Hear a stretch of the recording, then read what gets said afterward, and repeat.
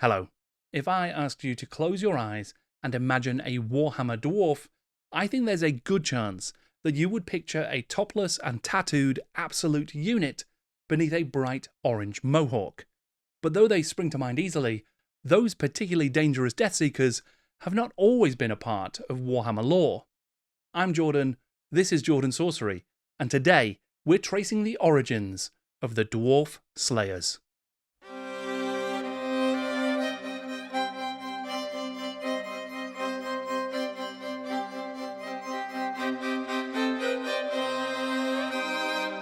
Pretty much as long as I've known them, the Dwarves of Warhammer have been proud and brave warriors, drinkers of strong ale and keepers of great grudges. But there has always been a minority of outrageously wild, orange-haired maniacs who would scream their death oaths to anybody who'd listen and march into battle at every opportunity. And I'm not just talking about the players. It feels like the Slayers have always been there, and though they appeared in relatively early Warhammer lore, they were not at the start. They have developed over time from a number of different sources and miniatures, and I thought it would be fun to try and trace that journey, if not every appearance, then at least the most important.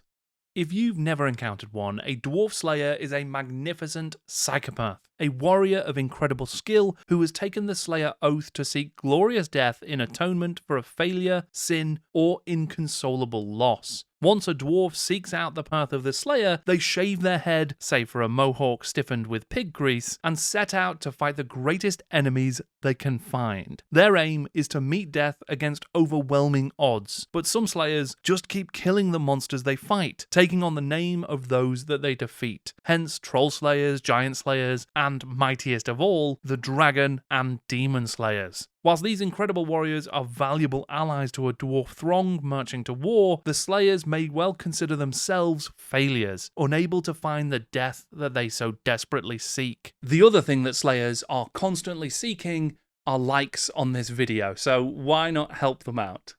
In the earliest editions of Warhammer, there were no Slayers, and dwarves were not quite what we would recognise today either. In the second edition of the game, the Warhammer world was still ill-defined and conceptually vague, pulling tropes and ideas from several sources, and only beginning to give them a more Warhammerian shape. Most of the major races we'd come to know were present. Elves, men, orcs, dwarves, but they still weren't quite Warhammer, and there was still, for instance, gnomes and ninja armies running about. The dwarves that you find in this edition took many forms, such as the orc-hunting imperial dwarves set on reclaiming their ancestral homes, or the secretive dwarf engineers, dedicated to maintaining their arcane machines of destruction. There were even dwarf wizards in this edition.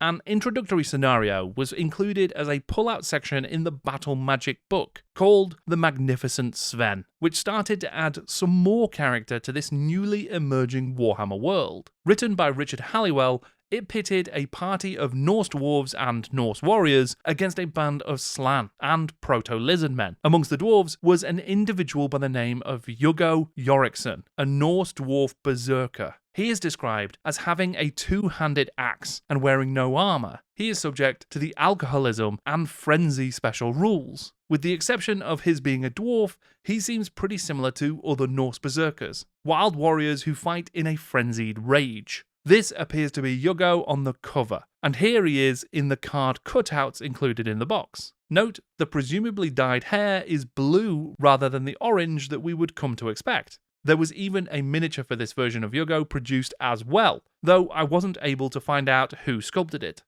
Around the same time, the Citadel C-Series miniatures would include a few new dwarf berserkers as well, such as this chap, Bori Berserker, the dwarf berserker, and this guy, described in the Citadel Journal as a very upset berserker. In the autumn 1985 Citadel Journal, a new box set of dwarves was advertised, the Dwarf Lords of Legend. Inside, you'd find a range of new characters to be used in your dwarf army. Characters like Borax Bloodaxe, Lastro Lupintal, and Throbin Deatheye. And who should we find on the box art but a topless, axe-wielding, orange bermohawk dwarf named Kimril the Giant Slayer. This mighty warrior is the conceptual ancestor of all later Slayers, a dwarf lord of legend indeed. There doesn't appear to be any lore to go with the Lords of Legends box set, at least not that I've been able to find so far. And despite the fact that we now have our first official confirmed Slayer in the form of Kimril, the Slayers of the Old World as a consistent recurring type of dwarf still wasn't a thing just yet. More scenarios were produced during the second edition of the game, one of which being the somewhat tongue-in-cheek Tragedy of Macbeth, released in 1986. The set, again written by Halliwell, tells the story of the factions vying for control of the throne of East Albion, and the potential downfall of King Macbeth. It is full of characters with very punny names like Dart of Harkness, Ray Bees, and Bony Prince Charlie. Our old familiar friend Yuggo the Berserker makes a return here, with an even more familiar miniature. The very upset Berserker has been rechristened as Yuggo, giving the character an even more modern Slayer fit. Though in the token art, he is significantly less Slayer-esque, perhaps due to changes in the planned scenarios during the design of the set. But whatever the cause, we're still missing our Slayer as a regular type of dwarf. At least on the Warhammer battlefield, that is, because also released in 1986 was the first edition of Warhammer Fantasy Roleplay, and that would include not just the term Troll Slayer, but also some dedicated lore about them. In Wuthrup, PCs start with low-level careers, simple jobs like Jailer, Ratcatcher, or Agitator. One such career option for dwarf PCs is the Troll Slayer. Young dwarves who have been disgraced, crossed in love, or otherwise humiliated will abandon conventional dwarven society and go to seek death, hunting down the most ferocious of beasts. Most of them die fairly quickly, but those few who survive become members of the strange cult of Troll Slayers. Like for much of the early Warhammer world, Wuthrup took all of those different bits of lore that had been put out there on flyers, in adverts, on the back of boxes, all over the place, and turned it into something that was far more cohesive and centralized, a consistent version of the world. Troll Slayers can be recognized easily by their hair, which is spiked and dyed orange, and by the many tattoos which cover their bodies. As players progress in the game, their characters can advance in their chosen career. An alchemist's apprentice might become an alchemist, for example. And this experience and advancement structure is perhaps the origin of the different ranks of the Slayers. The basic Slayer, of course, is a Troll Slayer. The book explaining that trolls are the ideal opponents for an aspiring Doomseeker because the dwarf's death is almost a certainty. But if they survive and keep gaining experience, well, they might become a Giant Slayer. An outcast dwarf who has not found death as a Troll Slayer may seek out even greater danger. Giant Slayers are obsessed with locating and destroying their particular quarry, although they will not turn away from any situation in which they stand a good chance of being killed. The Giant Slayer description seems to be the first reference to Slayers using animal fats to stiffen their hair, and whilst that's cool and, not gross at all, there's no reference here yet to the Mohawk becoming that kind of standard, uniformed approach to Slayer's hair. They just have it spiky and kind of like NSYNC. There's also no reference here to a higher level than the Giant Slayer. The career exits are listed as nil. I guess very few Slayers were going to survive the Giants after all. Of course, on the iconic cover of Warhammer Fantasy Roleplay First Edition's rulebook, there is a Slayer deep in combat with a rather unfortunate orc, his axe being even deeper in the orc's throat. This cover image by John Sibbick would later inspire a scene in the short story The Dark Beneath the World by author Bill King, retrospectively making the heroic Troll Slayer on the Wuthrup cover into Gotrek Gurnison. Bill King's Gotrek may well be the most famous character in Warhammer lore, or if not, at least in Warhammer fiction. And in his stories, the lore of the Slayers would continue to expand and evolve. So why did he want to tie in his character to the cover of Warhammer Fantasy Roleplay? Well, that's because Wuthrup is where the character actually originated from. In a 2016 interview, King explained to the It Always Rains in Nuln blog he came from running a Warhammer Fantasy Roleplay campaign back when the game first came out in 1986-1987. The most popular player character type with my players was Slayers.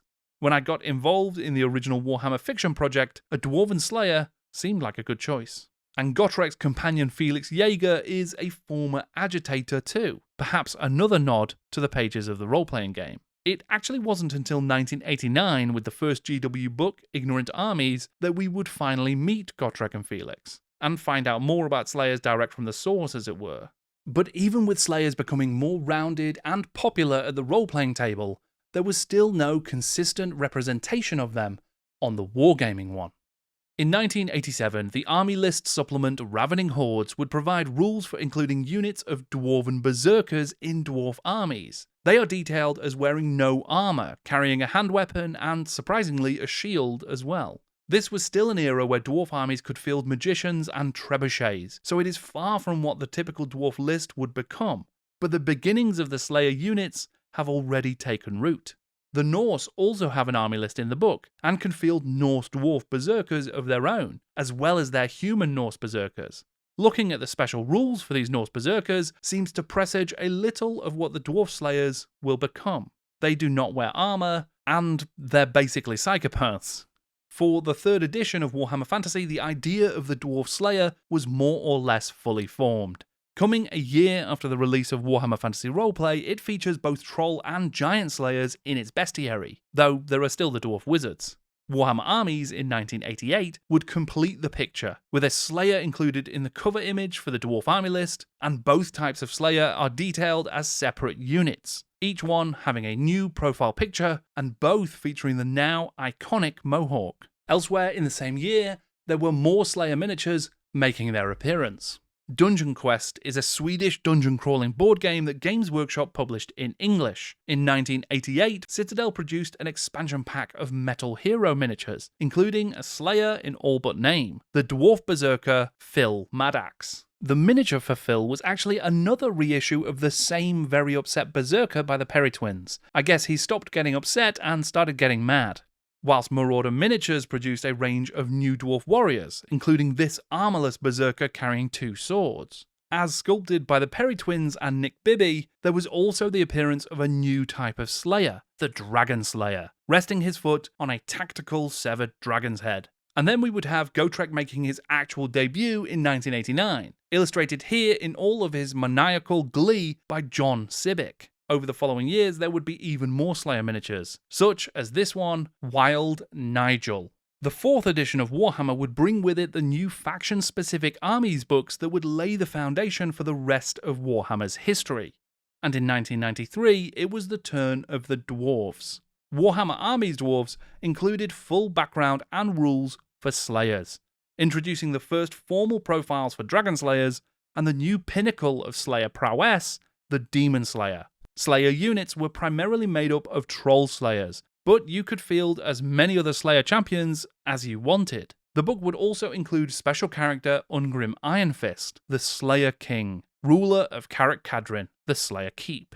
One of Ungrim's ancestors, the proud King Baragor, suffered a terrible loss and took the Slayer Oath, but he was also bound by his responsibilities as king. So, in an effort to meet both, he built a Slayer shrine and encouraged other Slayers to come to the Slayer Keep, so that in some small way he might fulfill his vow through them. Each subsequent king of Karak Kadrin inherits Baragor's unfilled Slayer Oath. One of my first interactions with the Slayers was through Warhammer Quest. The game came with 4 heroes, a barbarian, a dwarf, an elf, and a wizard, but in the back of the roleplay book, there are rules for a 5th hero, a Troll Slayer.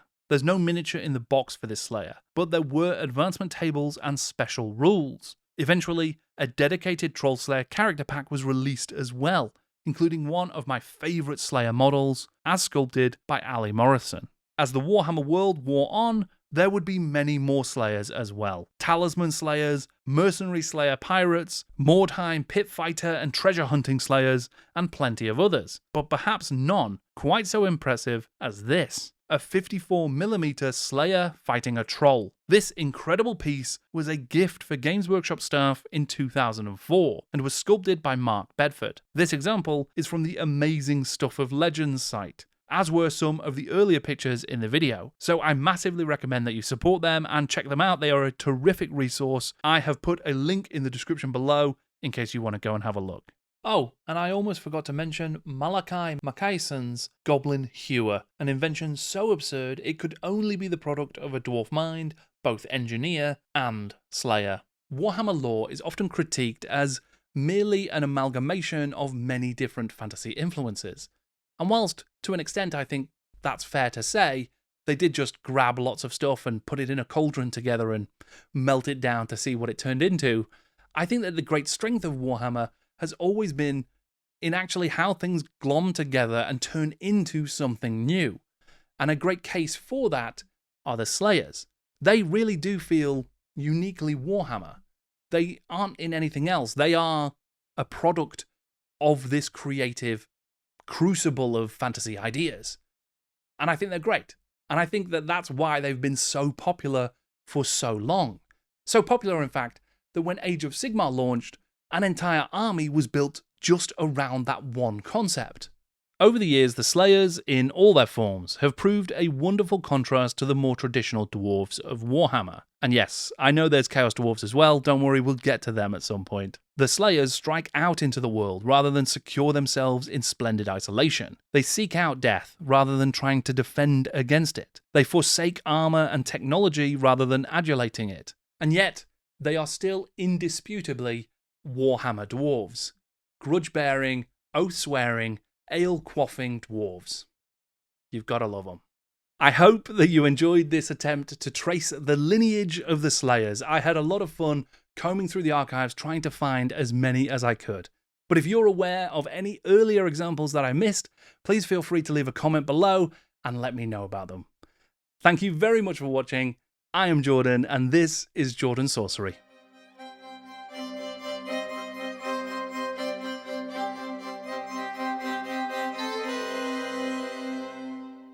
My honour is my life. Without it, I am nothing. I shall seek redemption in the eyes of my ancestors. I shall become Best not, actually. I don't want Grimnir getting upset with me when I just stay home and watch TV.